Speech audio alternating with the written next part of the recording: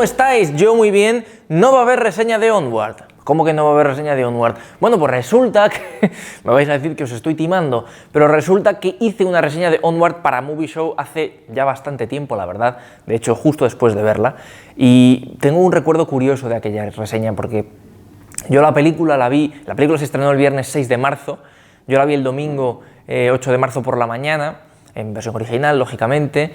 Ojalá hubiera más versiones originales en cines y pudiéramos ir a horas más agradables, las personas que queremos ver las películas en versión original. De lunes a martes hice la reseña en este mismo lugar y resulta que el jueves se declaró el estado de alarma de la pandemia por COVID-19 en España, ¿no? Y ahí se acabó todo el tema de las reseñas de Movie Show. Obviamente el programa continuó como debe ser, es un gran programa, es una cosa histórica ese programa. Pero por otro lado, pues yo empecé a pensar, oye, ¿y si hago algo de reseñas y tal? Y empecé a hacer este canal poco a poco, empezándolo pues a finales del 2020 ya, ¿no? A grabar y demás. Entonces, bueno, pues ahí hice la reseña, y para no repetir exactamente lo mismo, es una película que he visto muy recientemente y he dicho, bueno, pues es que voy a decir exactamente lo mismo, o sea, no tengo mucho más que aportar, ¿no? Pues os voy a dejar la reseña de Onward de verdad, ¿no? Por aquí. Hola, ¿qué tal? Bienvenidos a nuestra reseña de Onward, la 22ª película de Disney Pixar, protagonizada por las voces de Tom Holland y Chris Pratt y dirigida por Dan Scanlon. Fue el encargado de dirigir Monsters University en el año 2013.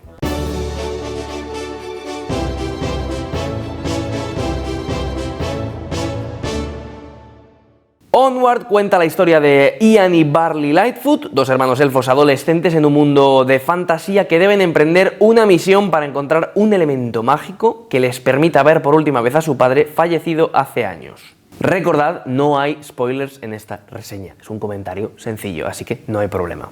En términos generales he de decir para empezar que Pixar lo ha vuelto a hacer, ha vuelto a acertar. Esta película es otro acierto, no a una gran escala porque no es una obra maestra, pero es una película muy entretenida y muy agradable de ver. Yo creo que ya tenemos como muy asumido que la calidad de Pixar en animación es absolutamente increíble y como que bueno, sí, ya sabemos que son muy buenas visualmente. Por favor, la animación de esta película es de nuevo una pasada, todo en general, o sea, no solo los personajes protagonistas, sino las texturas de todo, la animación está muy lograda, está muy bien hecho y merece la pena en cuanto a potencia visual. Pixar lo vuelve a hacer. La fórmula Pixar todos los conocemos, de hecho es un poco como lo que viene a ser el camino del héroe, ¿no? Clásico de una persona que de repente se ve metida en una aventura que no tiene mucho que ver con la historia, que se tiene que conocer un poco a sí mismo, etc.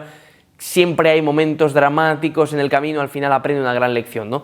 Esto es el camino del héroe histórico. Bueno, Pixar lo hace como siempre, metiendo sus pequeños ingredientes, de sus chistes, sus momentos en los que todos lloramos un poco. Bueno, ese tipo de cosas Pixar lo vuelve a hacer. De hecho, es que esta película, yo diría que es la película más de Pixar de los últimos años. O sea, es la fórmula Pixar llevada al máximo en todos los sentidos. Lo que más ofrece la película en realidad es entretenimiento, porque es una película de aventuras. Esta película es muy familiar y es muy entretenida. ¿Por qué? Porque al ser una película de aventuras, te mete un poco en, vamos a decir, una dinámica de niveles. Es decir, los hermanos tienen unas cosas que hacer, tienen que ir a por una cosa y poco a poco, es un MacGuffin al final, pero poco a poco siguen aquí y ahora aquí, nos equivocamos, nos vamos por este camino, tenemos este problema.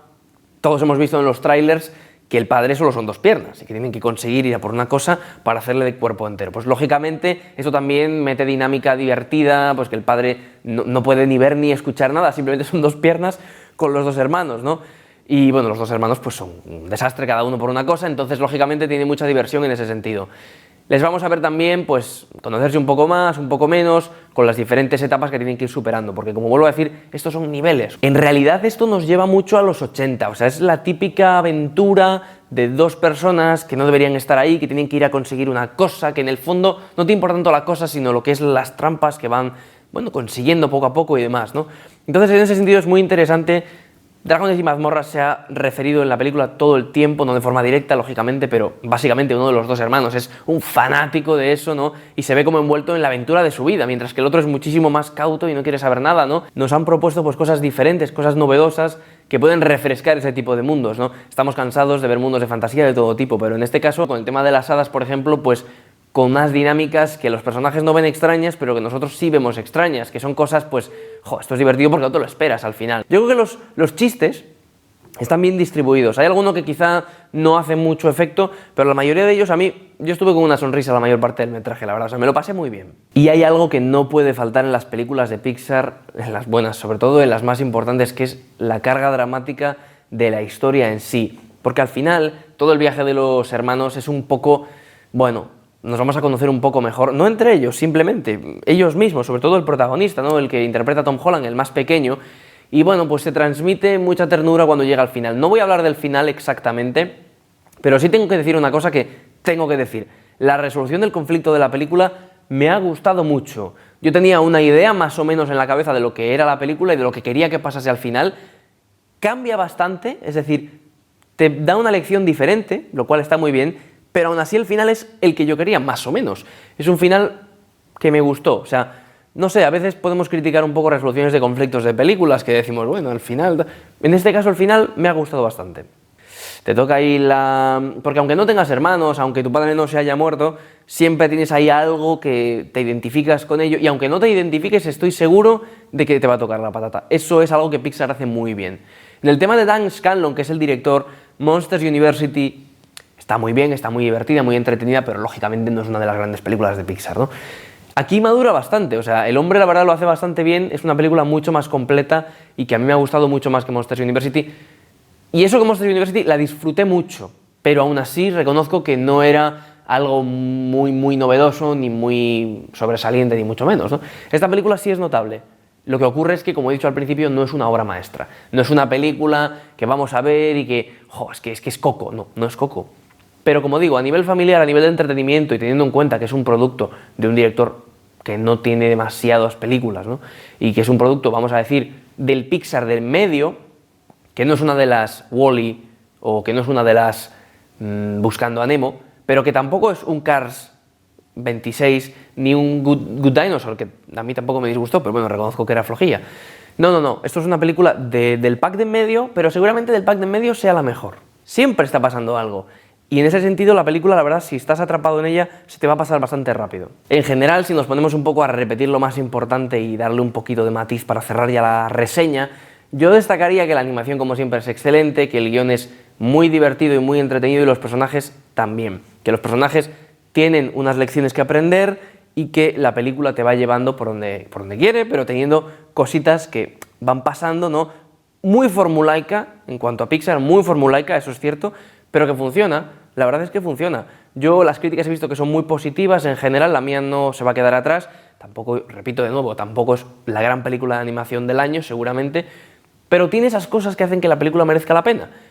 Yo, si tuviese que recomendar la película, oye, ¿voy a verla o no? Vete a verla porque va a merecer la pena, va a estar bien, vas a pasar un buen rato. Así que en líneas generales, no es una de las grandes obras de Pixar y sí merece la pena, es otro acierto del estudio y por eso la voy a dar una B+. Es una reseña que realmente, como digo, la hice a principios del 2020, justo después de ver la película, y es una reseña a la que guardo cariño porque fue la primera reseña de Movie Show, de las pocas que se pudieron hacer. De todas maneras, voy a hacer un brevísimo comentario. Me gustó Onward, creo que es una buena película de Pixar, creo que es un Pixar menor, como se suele decir, ¿no? Es un Pixar que, bueno, pues juega un poco más en la liga de película agradable, de película entretenida, de película muy bonita realmente, ¿no? Pero no de obra maestra. Creo que es un Pixar que merece elogios, pero que no merece cantos de alabanza absolutos, y creo que es un Pixar que se merece, en este caso, una B+. Esa es mi calificación para Onward, que no ha variado desde la primera vez que la vi, desde que hice la reseña oficial, que ya digo, podéis ver en el canal, en este mismo canal, porque cuando lo abrí pues subí algunos contenidos de cosas anteriores y en ese sentido pues podéis acudir a ello. En fin, espero que os haya gustado mucho este vídeo y el otro, el de Onward, y nos vemos en el próximo Hablando de Soul. Hasta entonces, un saludo, chao.